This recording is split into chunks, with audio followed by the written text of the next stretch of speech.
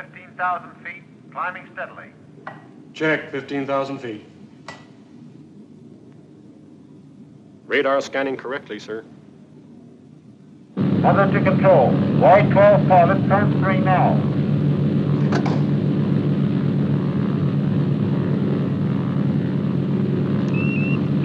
Y-12 to control. Are you reading me? Testing. Over. Reading you loud and clear. Switch on your instrument transmitters now. Over. Control. I'm switching on now. Over. Check your recorders. Are you receiving signals correctly? Motor recorder okay. Beam director checking okay, sir. Pilot's heartbeat steady, sir. Air friction recorder working correctly, sir. Electronic brain and gyros recording correctly, sir.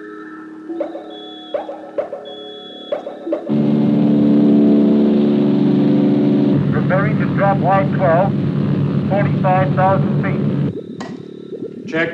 Ready and waiting your countdown.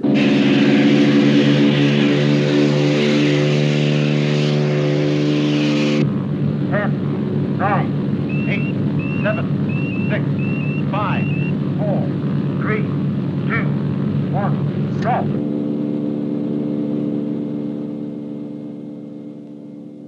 Y-12 detached and airborne. Firing rocket motor.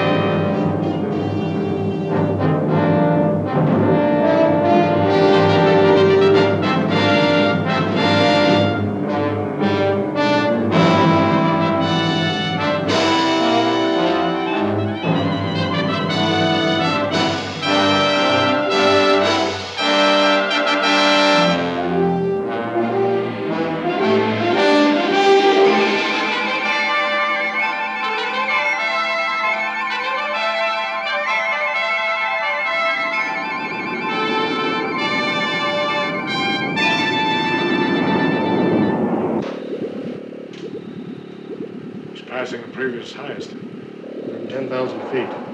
He's through the heat barrier.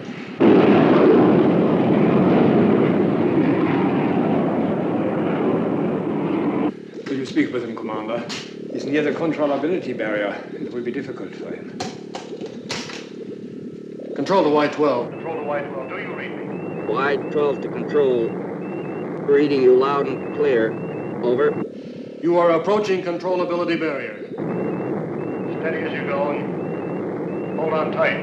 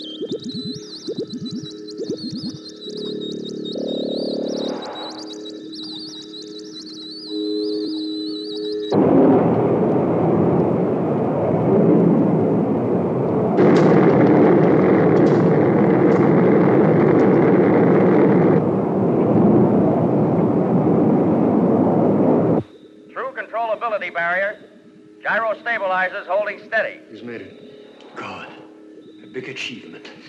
It's great. Pilot's heartbeat steady, sir. Pilot's pulse checking okay. Control to Y12. Control to Y12. Do you read me? Over. Y12 to control. All sign of G pressure gone. We have you at 230,000 feet. Check. Check.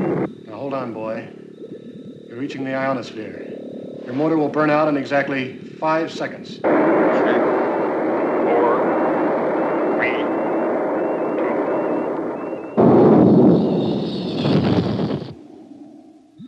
That's the burnout. He's okay.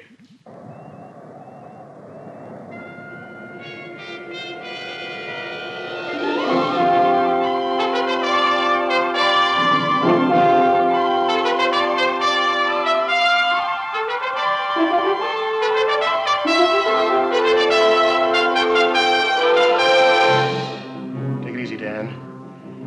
We're reaching maximum test height of 300,000 feet. You're in modified atmosphere. She's riding steady. Feel as though I could go on. Test your controls and prepare to turn. Let her go, Chuck. See what you'll do. Think he's all right, Doctor? Heartbeat is almost normal. But with release of pressures, judgment may be unsound for some seconds. Should I take over on remote control? No, give him a few more seconds. Dan, do you hear me? I repeat, do you read me?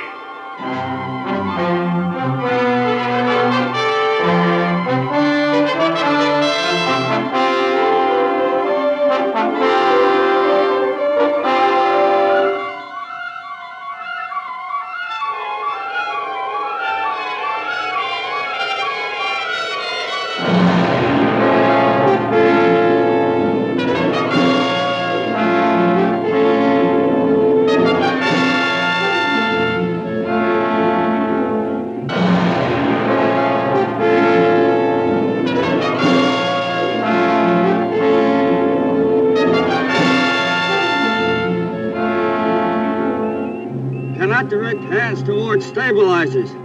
Steady me. Steady me. Electronic controls, take off stabilizers. Try, sir, but I can't get equalization. Keep at it.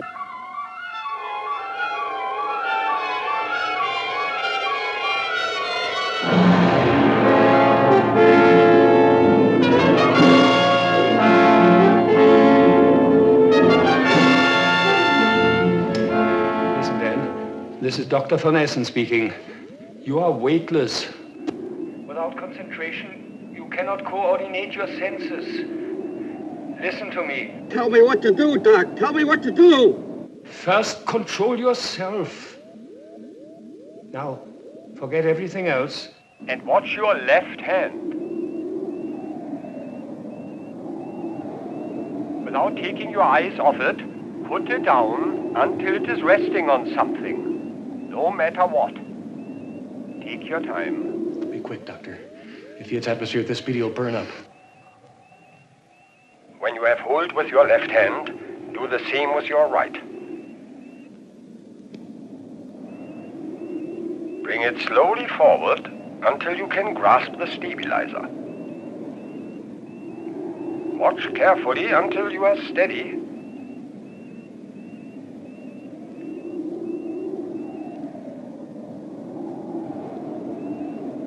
Now concentrate and you will regain control of Y12.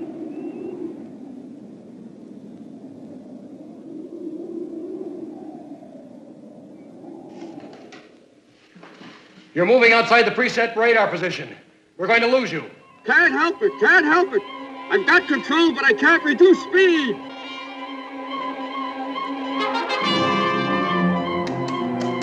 Radar control. Y12 gliding outside preset orbit. Track 5 degrees west. Tracking 5 degrees west, sir. Oh, holy look, it's going. His only chance is to bounce the atmosphere until he loses enough speed. Radar control. Yes, Keep sir. tracking west. Track west, keep going. Keep going. Keep tracking.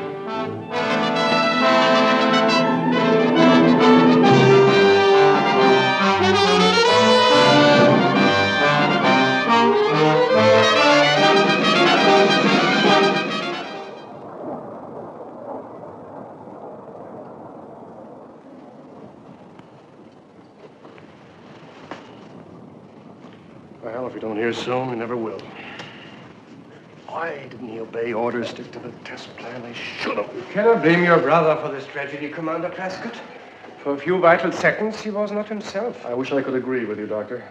We do not yet understand the physiological conditions a man may have to endure at such heights. My brother's always been unpredictable. He's a heck of a good pilot, the best we ever had. Well, he knew the limits. Why did he disobey orders? It was a physiological condition clouding his judgment. Chuck, we progressed a long way in the development of aviation medicine, but the conditions we simulate in the high-altitude test chamber just aren't the real thing. Captain Richards' office. Commander Prescott speaking. Huh? Is the pilot all right? Now, where? Say that again slowly.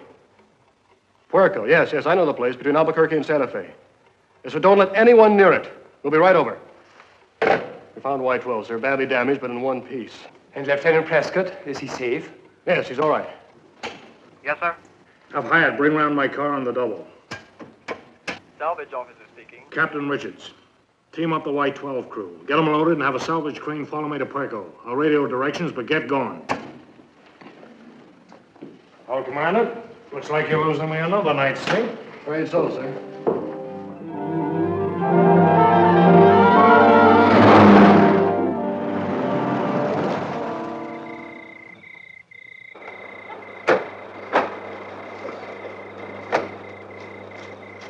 Commander Prescott, U.S. Navy. First plane. Just off the road over there. We're sure glad to see you. We're mighty cold and hungry. Oh, should have been off duty a couple hours ago. Well, thanks for sticking around. Where's the pilot? Oh, he's around here someplace. The plane's just over here. All right, thanks.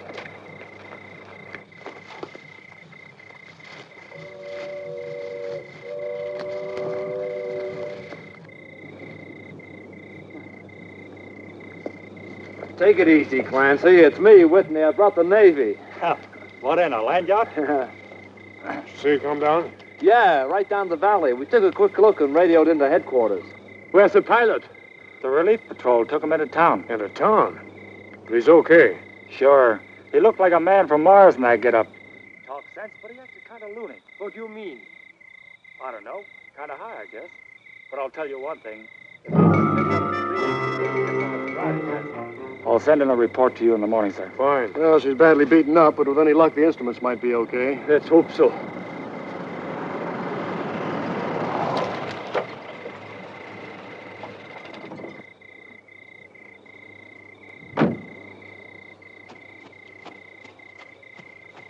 Evening, sir. Boy, that pilot's the zaniest guy I ever saw. How come? He had me take him into town for a change of clothes. Said he had some dame to see. Couldn't even wait for coffee. Well, I guess I know where that'll be. Mind if I borrow the car, Skipper? Sure. We'll ride back with the salvage crew. Thank you, sir. Take it easy.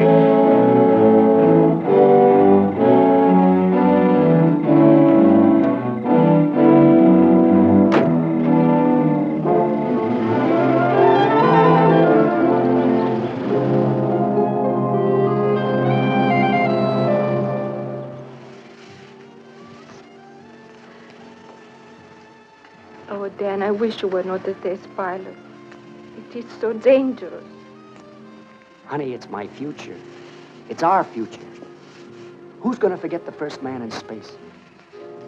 They don't forget Lindbergh or the Wright brothers. You talk too much. You can always shut me up. I will.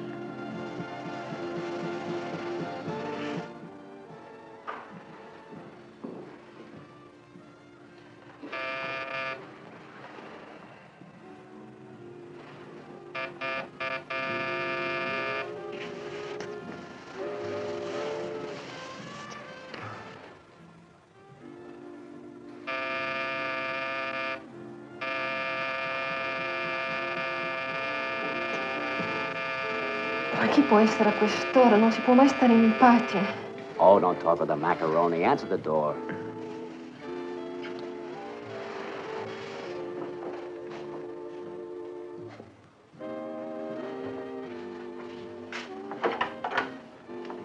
Is Lieutenant Prescott here? Yes. In there. But Hiya, brother. Have a drink. What the heck's the matter with you? You just wrecked $10 million worth of aircraft, and I find you lollygagging around here. Why aren't you back at the base making out your report? As a matter of fact, I was just on my way. Okay, wise guy. Taylor? Escort Lieutenant Prescott back to the base and inform the duty officer that he's confined to quarters until further notice. Yes, sir. Now, get up. You can see how it is, honey. I'll phone you as soon as I can. You can pull all the rank you want. You're very good at doing that. But just remember this. You couldn't pilot a kiddie cart across the other side of the street. If it weren't for guys like me, you'd be dead. Nothing.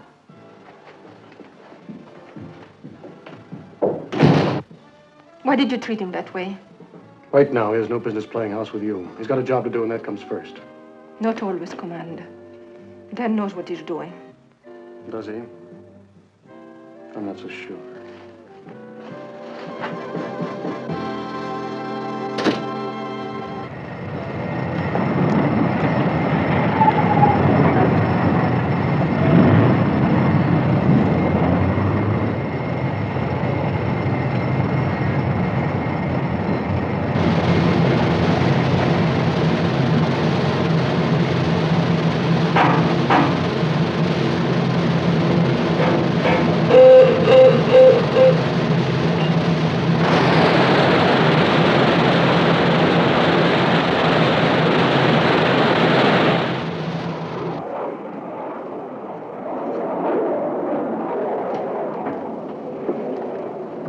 Why don't you quit riding the boy, Chuck? He disobeyed orders.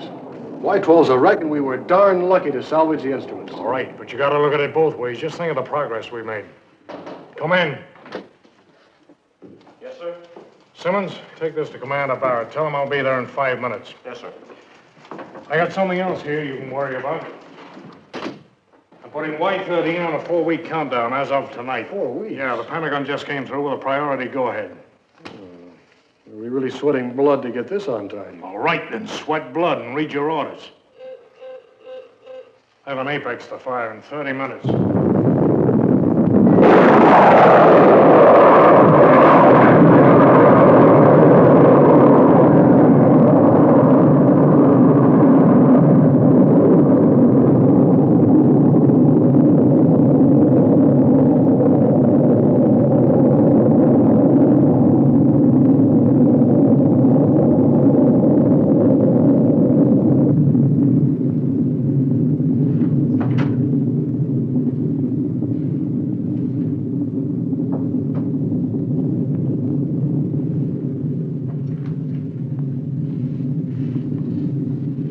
Look at that baby go. Isn't she beautiful?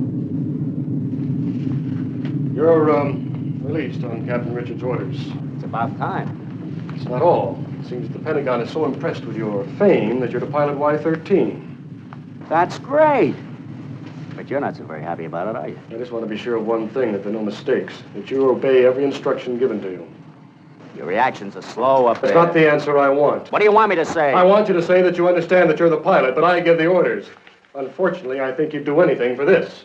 Get off my back, will you? I'll get off your back as soon as you realize that we're developing a piloted space plane and not a record-breaking hero. All right. As I said before, your reaction is slow up there. No, we'll see to it that you get plenty of time for a checkout before the next flight. Dr. Von Essen will give you a thorough indoctrination so that your reactions are automatic. Now get your things together and get over to aviation medicine. Yes, sir.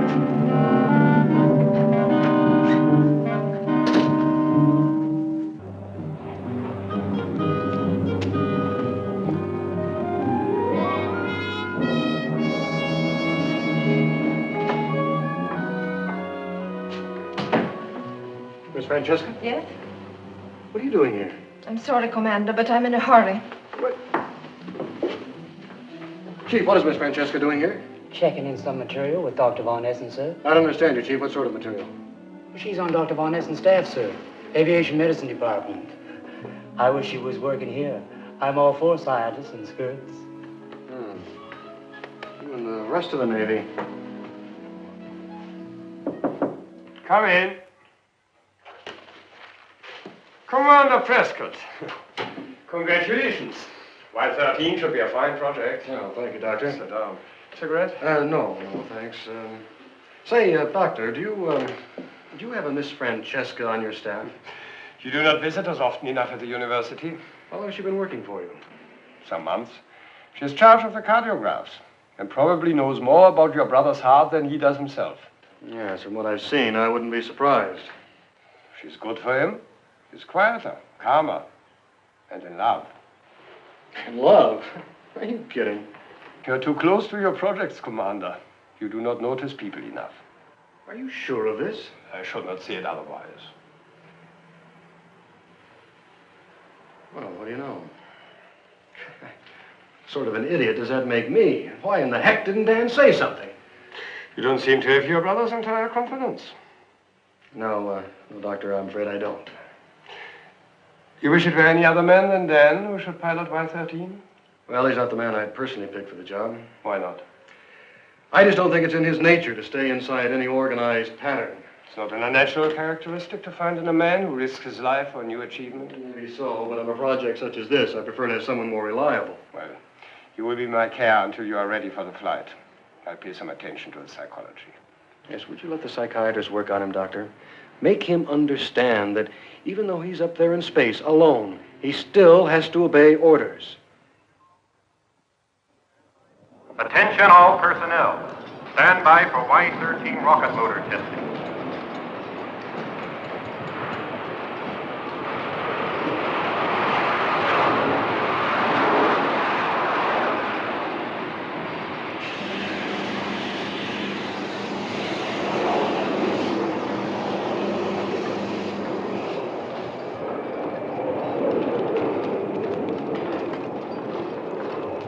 Y-13 tied down. Fueling completed. Stand clear for test. Stand clear for test.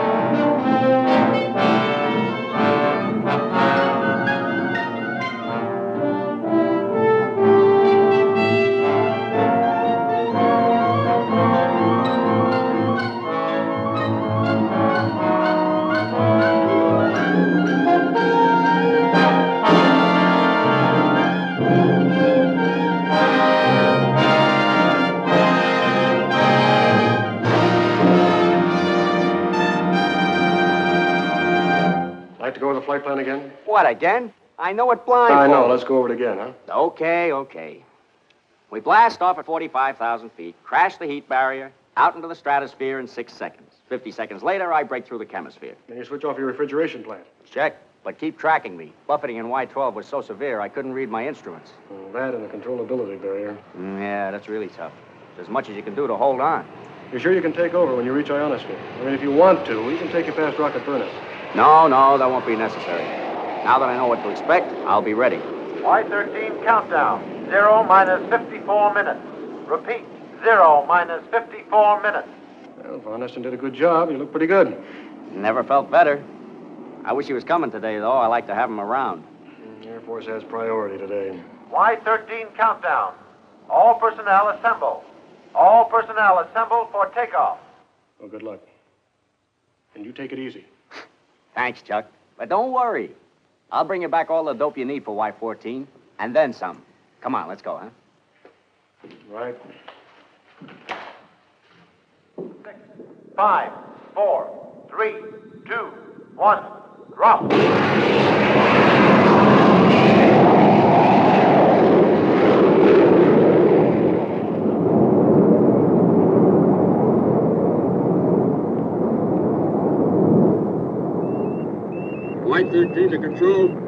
Y13 to control. G pressure gone. I'm weightless. But gyro's holding steady. Okay, Dan, we're with you. Check controls for atmosphere bite. I'm checking now. Steady her up, that's enough. Take it easy, Chuck.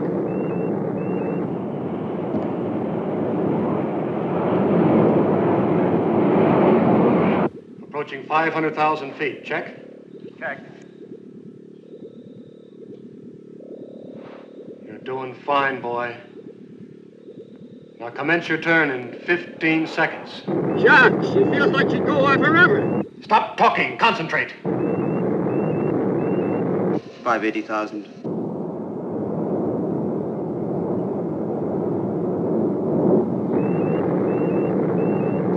590,000.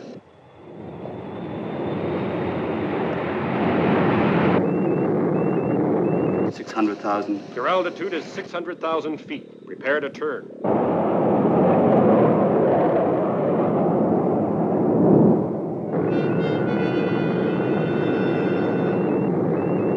Dan, Y13, Y13.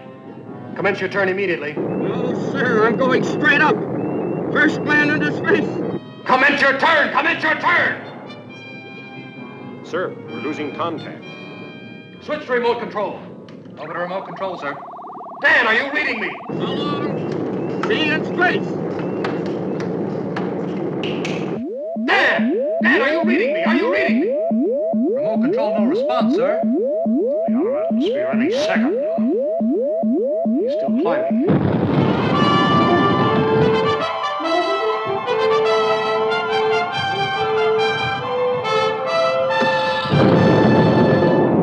The fool's fire is emergency boost. This is an emergency. Keep all radio beams open.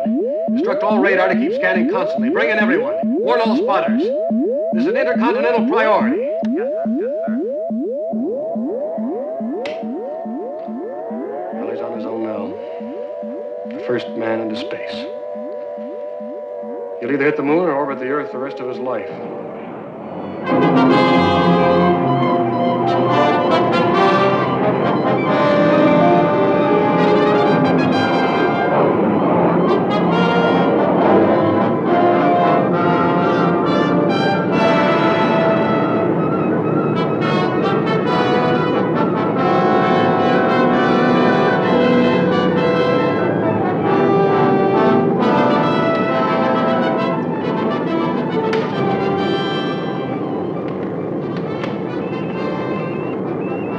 Control! I've done it!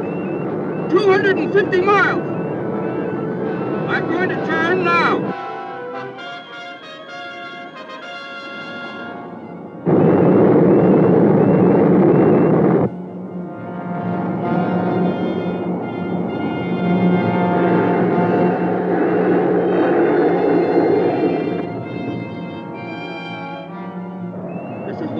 Y13 calling from over 250 miles in space.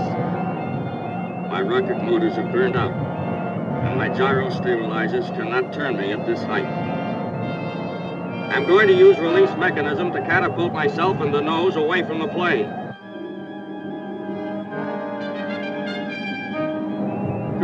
Control, are you reading me? This is Y13. Control, are you reading me? This is Y13. Y13 calling control.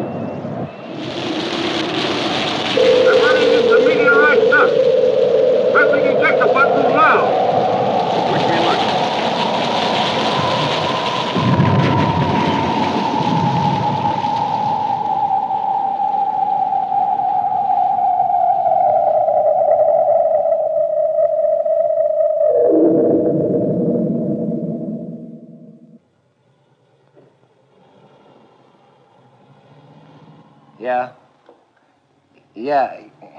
Yeah, see. Yeah. Kalinsky. Yeah, sure, we'll take care of it right away. Yes, sir? There was some Mexican farmer called Sanchez. He says he caught sight of a parachute floating down. It landed just outside his farm. I don't know, he says there's something like a front half of a plane or something attached to the chute. Well, where's he located, sir? Just off Route 17, about 10 miles south of Alvarado. Look, you better get the nearest patrol car up there right away. Yes, sir. Meantime, I'll call the Navy base. Might have something to do with the rocket firing.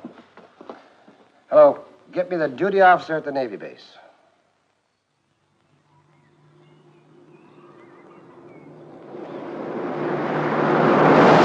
Smash up on the South Highway. Bus full of people and Number 4 on 10. Should have word from car 15 any minute now. Yeah. We got 2 witnesses. You want to see them? Yeah. They're pretty definite about the way it happened. Uh-huh. Krupke's getting their reports now, and he'd like you to follow up. Yeah. Okay. Have him call me back. Morning, Commander. Morning. Glad you could make it. I'm Wilson, Assistant Chief of State Police. Well, thanks for phoning in, Chief. Whereabouts is it? Oh, just up there a ways in the bushes. Anyone hurt? Any damage? No.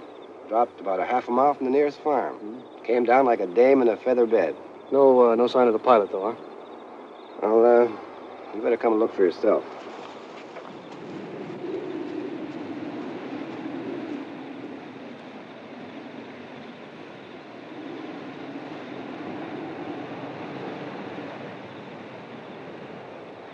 Well, what do you make of it, Commander?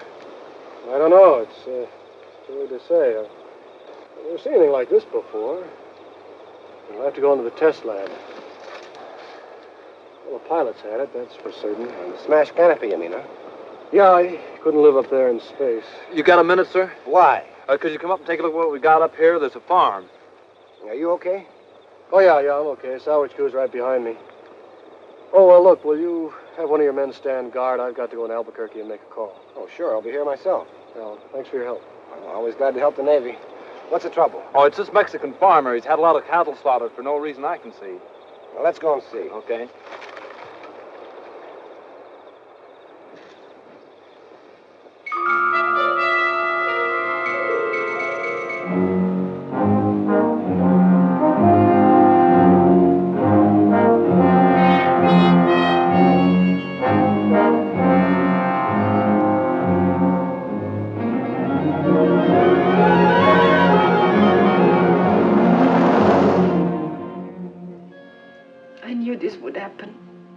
I didn't want him to go on. Yes, I understand. How can you understand? To you, then, it was just a piece of machinery. No, that's not true. You wanted him to risk his life. I had to put Y-13 into space with Dan as a pilot because those are my orders. Orders? Tia, Dan couldn't exist unless he were risking his life. If he weren't piloting Y-13, he'd find his own brand of danger somewhere else. He had to prove he was the best. If you knew all this, why didn't you try and stop him? I did. I don't believe you. I've been trying to stop him ever since we were kids. He was always climbing the highest tree or swimming further than anyone else. Now with Dan, it was all the way or nothing. He wanted to be the first man into space. And he was. Before we lost track of him, he was higher than any man had ever been. Higher than any man. That's all you can think of. I wanted him to give up flying, to settle down. If he had, do you think he'd ever been happy? No, you're right. But I just can't believe he's gone. I've got to get back to the base. Will you be all right here alone? Alone? Yes, I'll be all right. No. Chuck, I didn't mean to blame you. Look, I'll stop by the aviation medicine department tomorrow and see you if you'd like. Thank you. I like that. Goodbye, dear.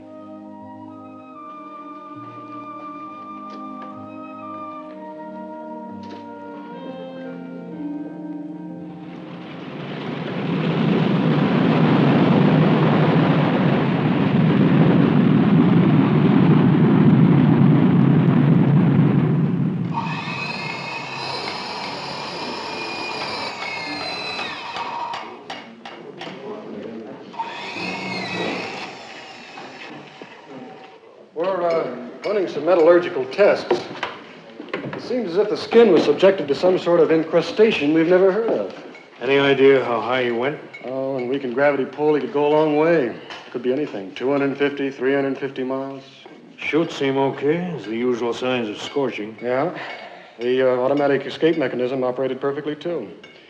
And this braking chute opened just right, as soon as it hit full atmosphere density. But it was too late to save Dan. Nobody could live once the canopy burst. He'd be dead in a second. Have a look over here. This incrustation has some remarkable qualities.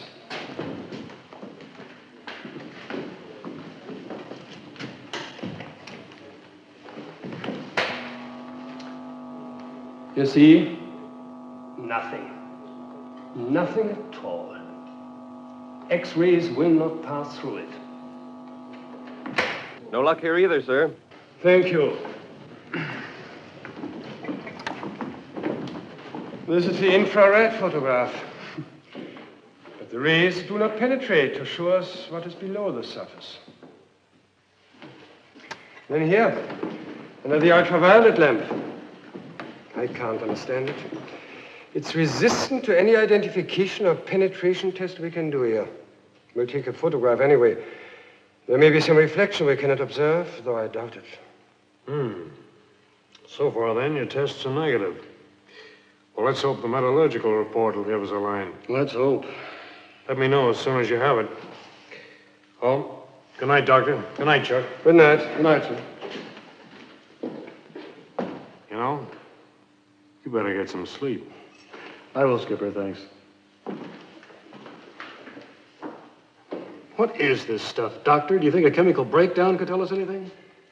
We do not even know the primary reactor. I sent a sample to my own laboratory. We may find the answer more quickly. You know, I can't get him out of my mind, Doctor. I can just see him up there now in the cockpit. He wanted you there today. Maybe if you had been. If only I had. You mustn't blame yourself, Chuck. You're right. Look, I'll check with you first thing in the morning, huh?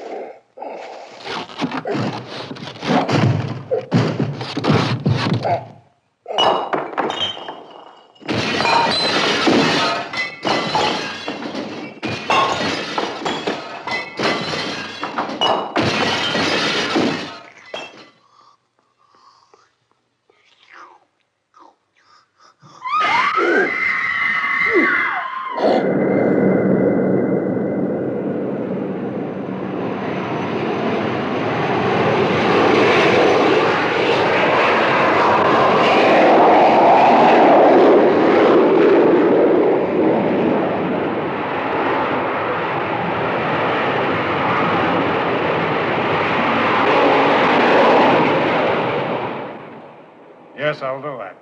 Thank you, sir, and goodbye. Come in. Hi, Chuck.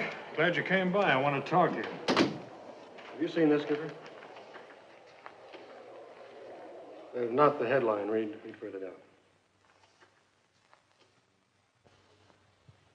In the past 24 hours, death has struck in mysterious and terrifying ways. The type of wound inflicted is fearful and inhuman. Yes, read the middle part, sir, where it talks about the slaughtered cattle. That farm is right next door to where Y-13 fell. I've got to call in now to Chief Wilson. I don't get the tile. Yeah? Call for Commander Prescott, sir. Thank you, sir. Commander Prescott? Yes, Wilson, where are you? Alameda? What? Yes, well, I'll be there as soon as I can.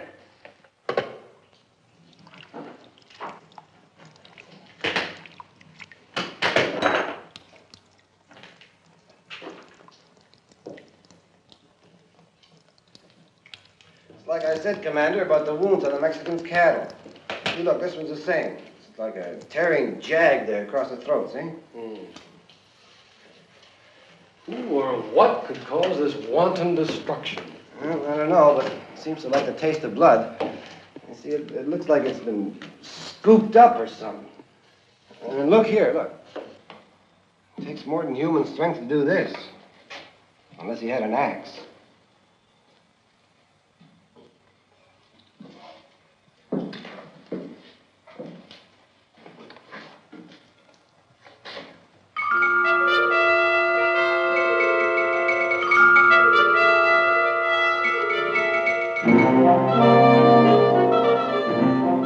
Gee. Yeah?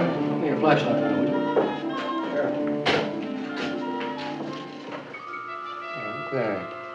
See on the edge of the wound there? What? Those little shiny specks. Oh, yeah, I see. Yeah, it's funny, I never noticed those before. What do you suppose they are? When you do an autopsy, will you send a sample of that to a Dr. Von Essen at Aviation Medicine? Sure. You think they mean something? I don't know. I'd like to take a look at that Mexican's cattle. Okay, we'll go over as soon as we're through here.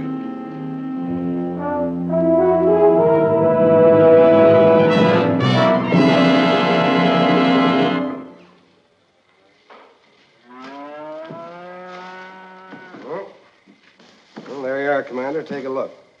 There's a dozen more like it in the lower pasture. Está muerta. Qué cosa terrible. It is piedad. Who won't kill Clara? She won many prizes at Feria. You see what I mean? It's the same thing. The throat ripped right open. Looks like it kills whatever it comes near. Yeah. Any idea what sort of a weapon could cause such a gash? No, not yet, but we're working on it. Shine your light. Oh, yeah. Those shiny specks again. Mm-hmm. Would you send a sample of this also over to Aviation Medicine? Sure. What are you trying to say, Commander? That something from outer space came out of that missile? Well, I don't know, but I'd like to have them compared to the sample we took from the nurse at the blood bank. Okay. You think it's going to help us find the killer?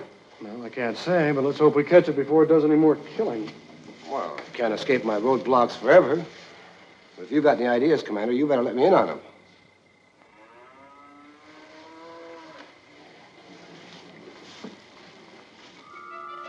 Here, put that in. There. What is it?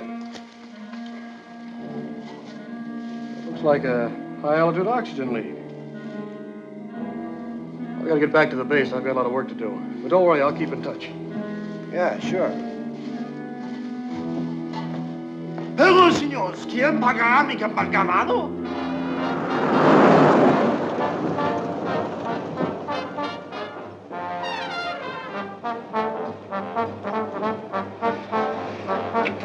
Okay, I gotta go now. I'll be back this way next Thursday, huh?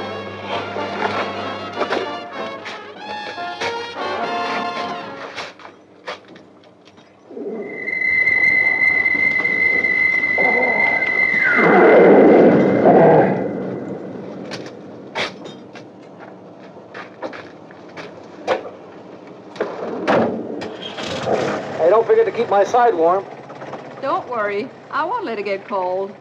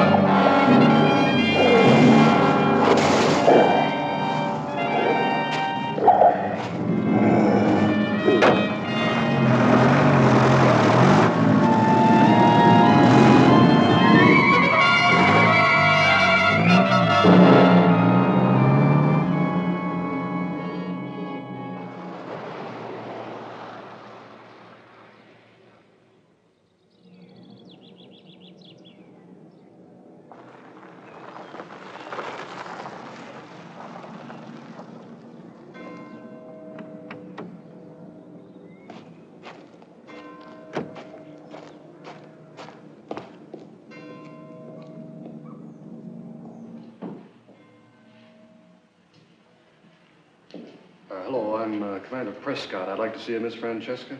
I'll see if she's free. They're just finishing an altitude test. Commander Prescott to see Miss Francesca. I'll bring him down. Come with me, Commander. Thank you.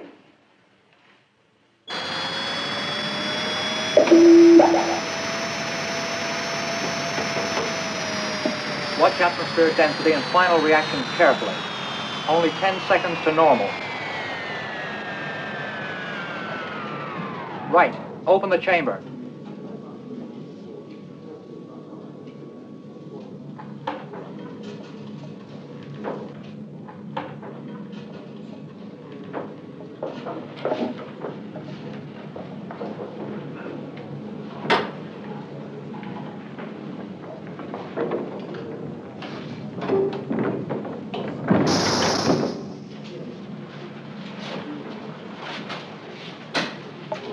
Careful with his helmet. Oh, Tia. Hello, Commander. Good to see you. How are you feeling? All right. I've got plenty to do. It keeps my mind open. Yes, it does help, doesn't it? I was on my way over to see about some blood tests the police sent over this morning, and I thought I'd stick my head in and say hello. That's very nice. Do you want me to see if they're ready? I'd appreciate it, thanks. Pathological?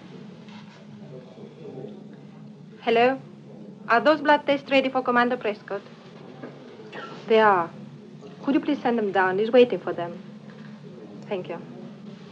Well, it's fast work. We try our best. Do you want some coffee? Yes, I would, thank you. Black? Please.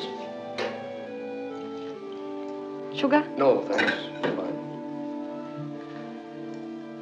You look tired. Well, maybe this will help. How did you ever end up in Albuquerque? I came with my father 2 years ago. He and Dr. Van Essen were very good friends. They were at school together. And when my father died, Dr. Van Essen asked me to stay on and help him. What part of Italy are you from? Turin, from the north of Italy. Ever get homesick? Not anymore. Well, it's strange. First time I met you, I thought, well, it just goes to show you how wrong a person can be. Do you want some more coffee? No, thanks. That's fine. Thank you. Bedded in both samples are innumerable particles of meteorite dust that show no sign of structural damage, such as would be expected from passage through atmosphere. Detailed analysis will be needed before a confirmed opinion can be given. The full report is requested on the origin of the dust. Has this got anything to do with Dan? I don't know. Look, Tia, I've got to get back to the base. I'll see you again as soon as I can. Thanks for the coffee. Goodbye, Jack.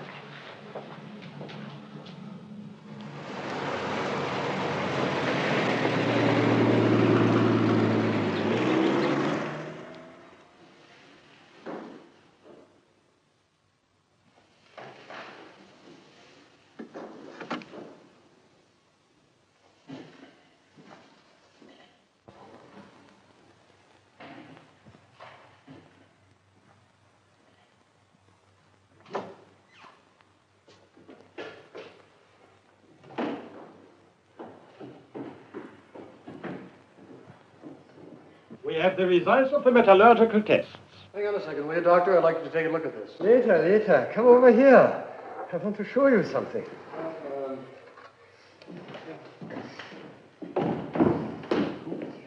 This is a sample of our new secret alloy, of which the fuselage of Y-13 is made. You know the terrific heat and pressure it will stand. Yeah. This is a piece from the fuselage, which was coated with this strange substance. Notice, the metal underneath has not been affected. Now, this is a piece we removed from the stabilizer that has escaped being encrusted. Look, it has undergone a complete transformation. It does not even retain a resemblance to metal. It's like crumbling carbon. And if I grind it, there's nothing left but powder. What could cause this transformation, Doctor? Difficult to say. Possibly cosmic rays we do not yet know or understand. Where it is coated, this transformation hasn't occurred, right? Exactly.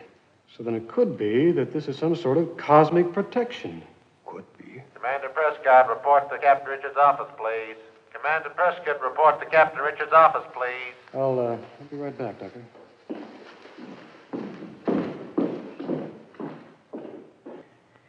Although I accept your explanation, Senor Capitan, there is no doubt that it was Providence that His Excellency was not killed. But the place where the tail section of Y-13 fell is 10 miles from your town. What is 10 miles, Senor, when you do not know where your missiles go? What's he getting at? He's referring to the rocket that almost hit Juarez. But that was a captured German V-2. It happened nearly 10 years ago. What is 10 years, Senor? You still do not know where your missiles go. He has the whole story, sir. The low-flying projectile you lost over Argentina last year, the Apex missile that disappeared last week. That is so, Senor Capitan. Where are they, eh? As if I knew. If they're not up there, they must be down here. Glad you're here, Commander. Meet Senor Ramon de Guerrera, Consul for Mexico at Santa Fe. Mr. Harold Atkins, State Department, Commander Prescott. Mr. Atkins? It seems that His Excellency, the Minister for Social Services, was opening a new bull ring in San Pedro. Senores, it was the moment of truth. A great silence descended upon the crowd. 5,000 people. 10,000 eyes, Senor Comandante, fixed on the blade. When suddenly there is a roar from space. It was greater than the roar of the Olays that would greet the final triumph. All the eyes look up. When they look down. So you missed the kill? Of course. Suddenly there is a tremendous... The crowd scatter. The bull is scared, jump over the barrera, nearly into the lap of His Excellency. And then the bull escaped and wrecked the market. They found what was left of Y-13 tail section later on in the day. Y-13? Yeah. Well, how soon can we get a salvage crew down there? I'm afraid it's not quite as simple as that, Commander. There are formalities and compensation. Yes, senores. Here is a list, Senor Capitan, but it's not complete. 20,000 pesos? Must have been the bull of the century. Senor Capitan, it was a bull. Worthy of Manolete himself. Senor Consul, I hope you will cooperate by allowing us to salvage the tail section. I will use my personal influence. Thank you. And the United States government to see about adequate compensation. Please impress upon His Excellency that both our countries will benefit from permission to send a salvage crew onto the crash site at the earliest possible moment. Of course, Senor Capitan. Well, buenos dias, senores. Buenos dias. Buenos dias, senor. Oh, and, Capitan, I hope the next time you lose a missile, you shoot it in some other direction.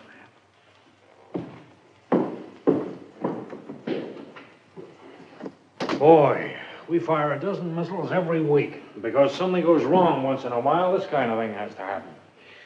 Now, look, Chuck, Wilson's just called. Things are getting pretty serious. There have been 3 more killings. 3? Yeah. Did he give any details? Mm-hmm. A truck driver at a roadside diner just outside Los Alamos, and an elderly couple up by Green Valley.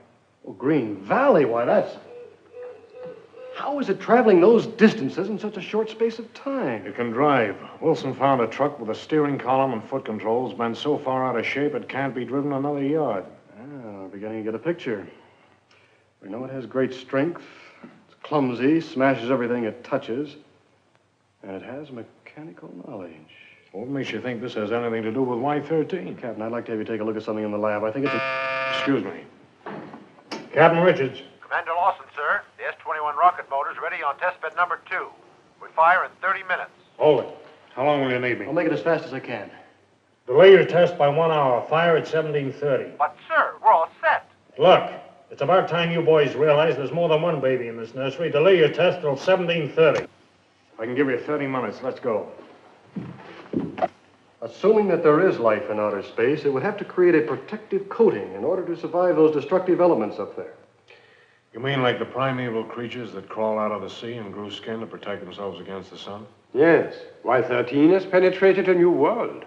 So this coating was formed on Y-13 to protect it from those destructive forces in space. It's an interesting theory, but But suppose the same thing happened in the cockpit. Let me show you something.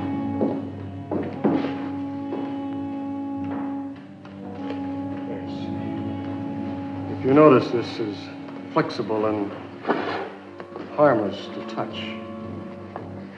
Let me demonstrate on this piece of sponge rubber in here.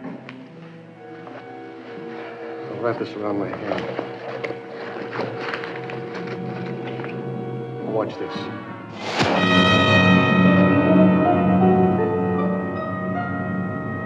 Holy cow.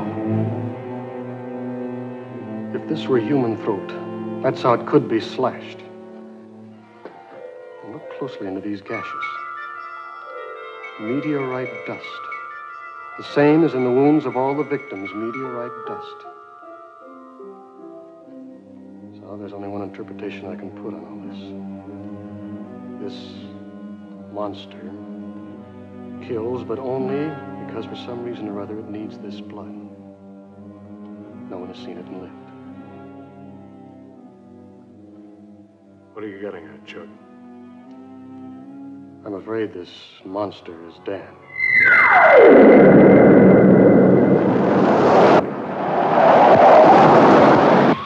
Say, that guy's off course. Yeah, he's loaded okay. Here we go.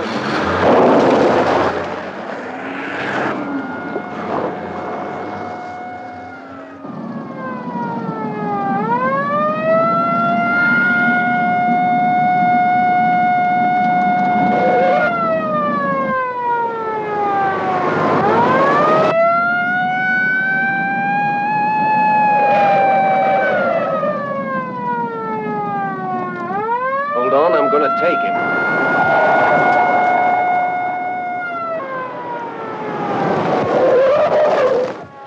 Okay, I'll handle it.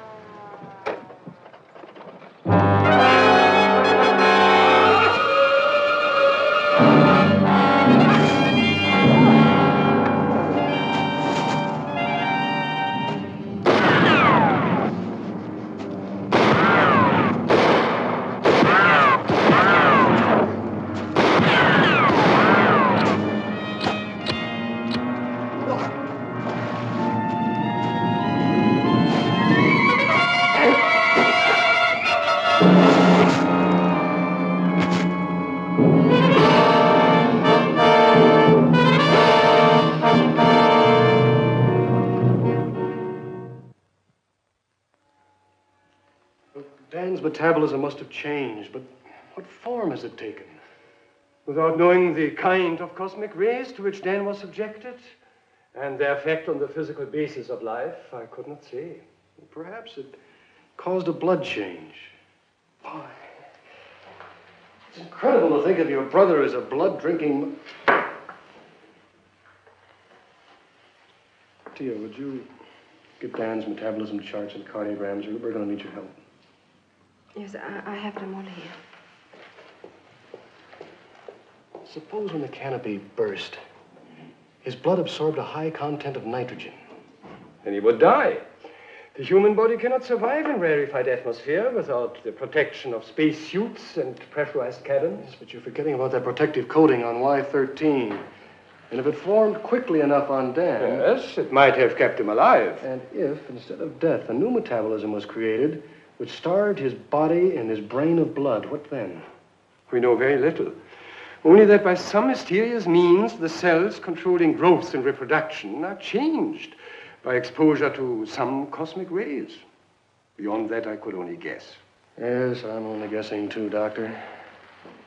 But I think Dan would be more at home in space than on Earth.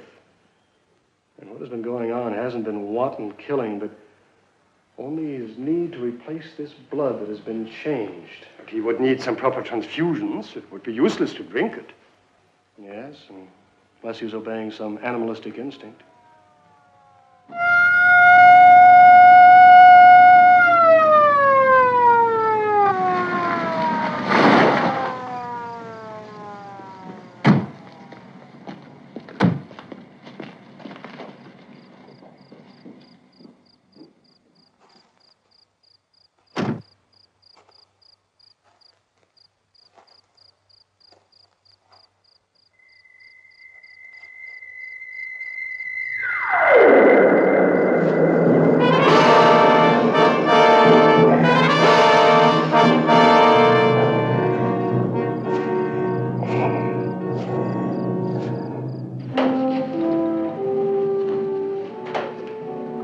Hunch was right, Commander.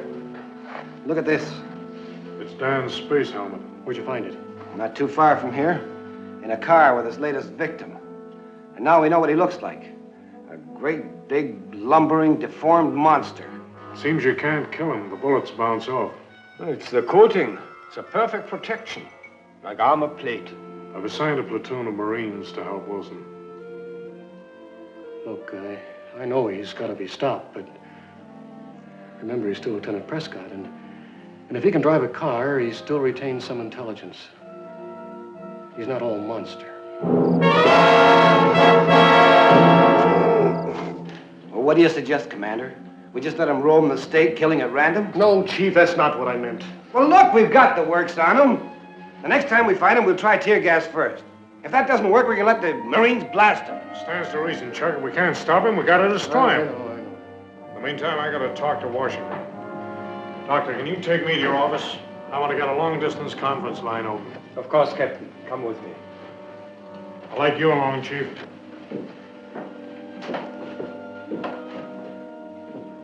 Chuck, why did this have to happen?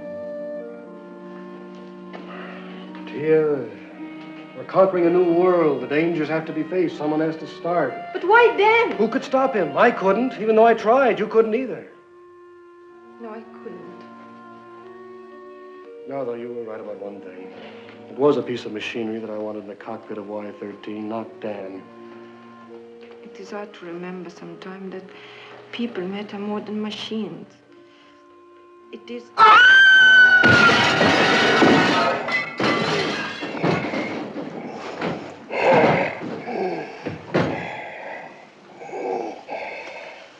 Well, he can't breathe.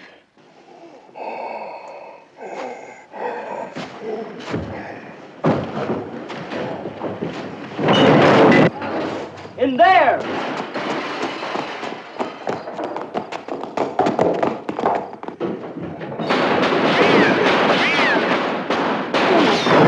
Stop firing! Leave him alone! Get out of here and warn the others to stay away from him. I've got to get to Von Ness and tell him to open up a high-altitude chamber. Come on.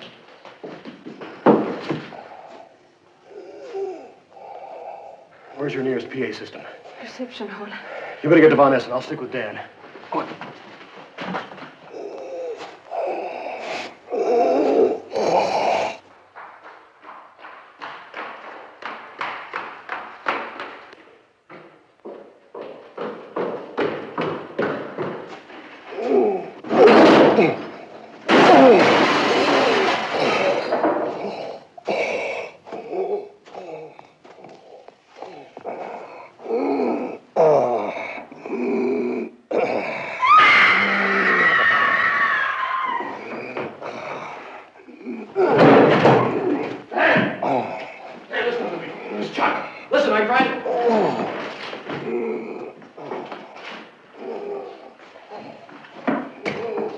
Attention, everyone.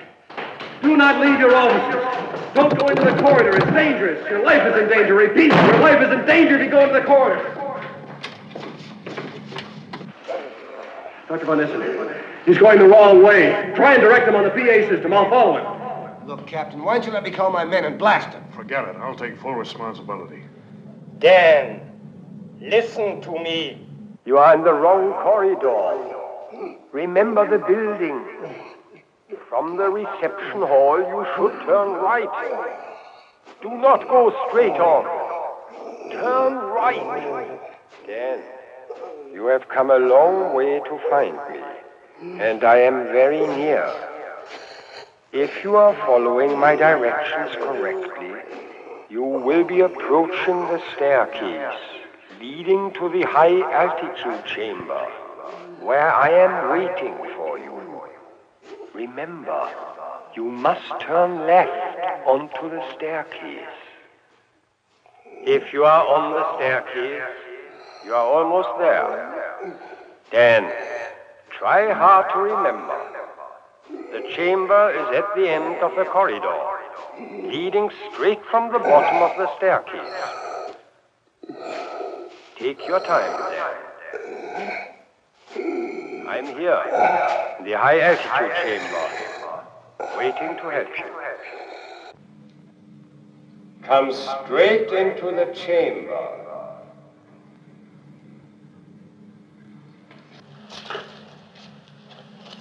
He's coming this way. Captain, open the door to the chamber. Larson? Yes, Doctor. Take Mr. Wilson over to the atmosphere controls.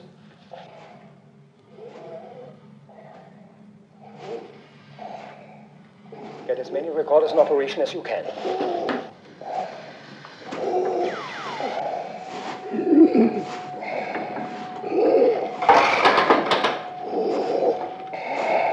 Look out, skipper!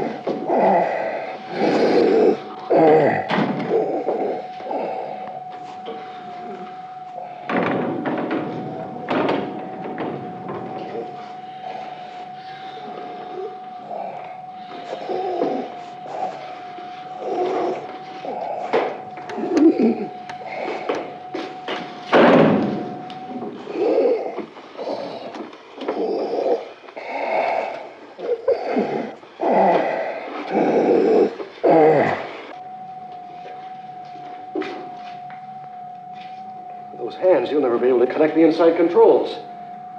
I'm going in. Chuck, you can't. I've got to. Chuck!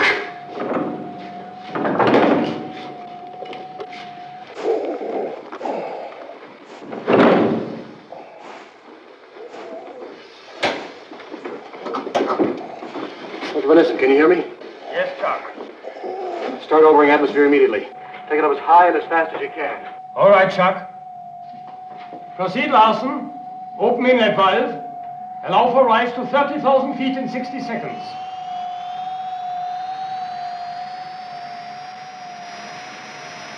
It's been done, Chuck. Dan, it's Chuck. Your brother, don't you know me? Chuck, we want to help you.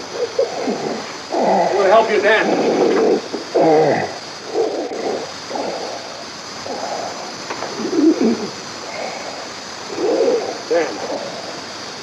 Dan, don't you know me?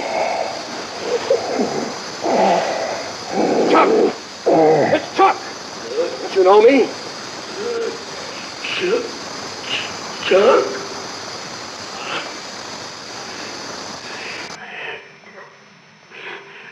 Dan, we're trying to help you. Sit down in the pilot's seat. Sit down. Right. Back up. Easy. Sit down in the pilot's seat. Back up, down. That's right.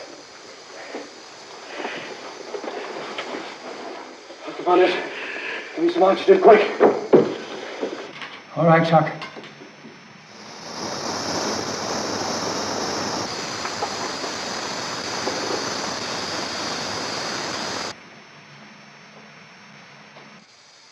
Dan. Listen. Dr. Von Essen is here. He wants to help you. Dan, I'm here at the window. Dr. Von Essen. Doctor, I've been searching for you. Everything seems strange and dark. I couldn't find you. Tell me about it, Dan. If I know what's happened, I can help you. Under this stuff, I feel like I'm suffering from some terrible disease. Like I've got no blood in my veins. But the rarefied atmosphere we are giving you, it helps? Like clean, fresh air. I can breathe and think again. We're up to 30,000 feet. Can Chuck take any more? Be still, Chuck. Don't exert yourself. Take it very steadily up to 38,000 feet, but no more. Go on, Dan. There's not much to tell. I have no memory, only an instinct to stay alive until I found you. I've been groping my way through a maze of fear and doubt. We're steady at 38,000. Hold it there.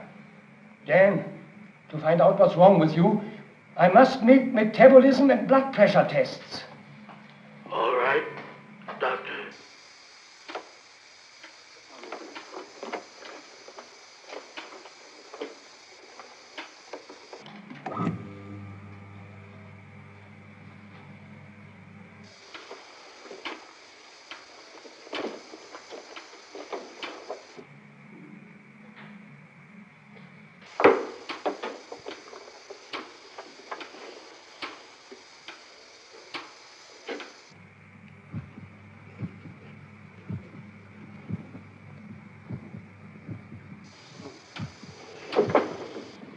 Dan, can you tell us what happened up there in space?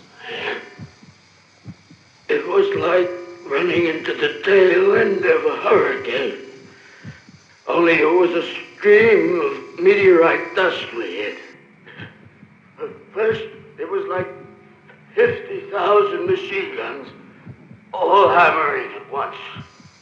First the canopy, then my visor melted.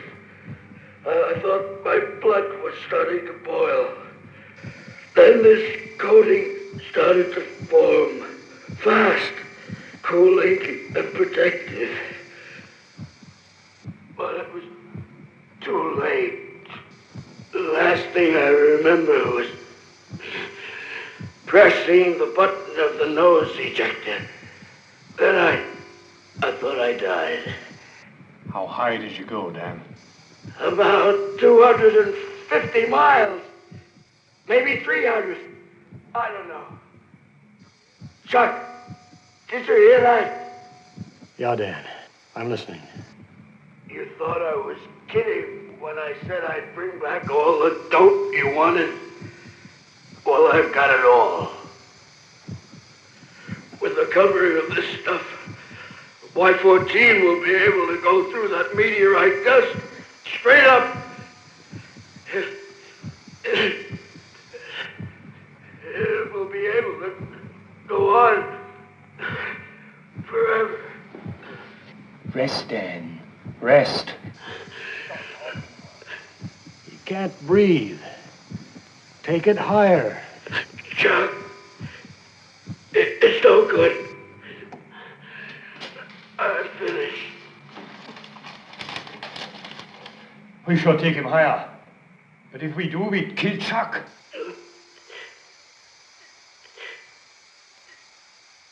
Kia, Yes, Dan.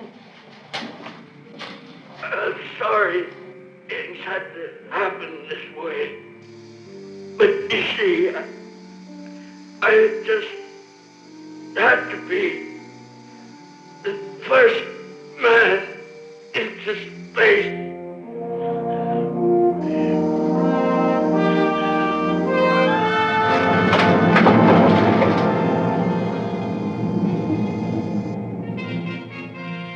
Neutralize atmosphere.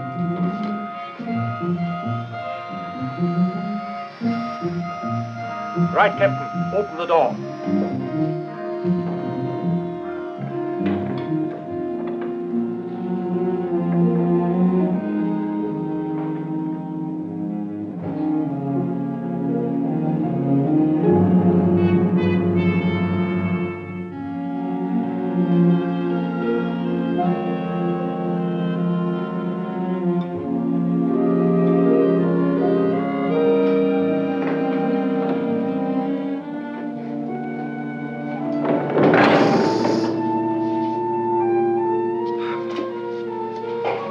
Note here.